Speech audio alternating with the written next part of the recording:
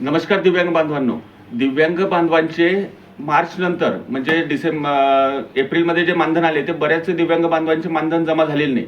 तर याच्यामध्ये अडचण काय असू शकते? याच्यामध्ये एकतर आपली केवायसी झालेली नाहीये.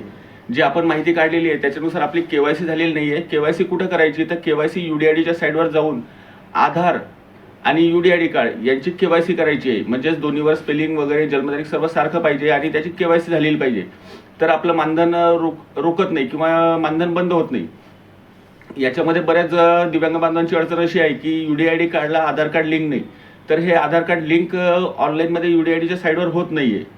तर याच्यासाठी आपण जिथून आपलं प्रमाणपत्र काढलेलं आहे दिव्यांगाचं त्या दवाखान्यात जाऊन आपण डॉक्टरला भेटून आपलं हे जुनं कार्ड जमा करावे लागते आणि नवीन ते आपल्याला आधार लिंकवालं नवीन कार्ड बनवून देतात. याच्यामध्ये आपला UDID नंबर बदलू शकतो आणि नवीन UDID नंबर जनरेट झाल्यावर तो आपल्याला आपल्या तहसीलमध्ये जमा करायचा आहे.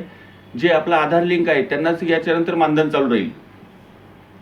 त्याच्यानंतर अजून बऱ्याच लोकांचे DBTचा प्रॉब्लेम आहे. DBT म्हणजे बँकेसोबत आपले खाते लिंक आहे की नाही आहे हे एकदा चेक करायचं आहे.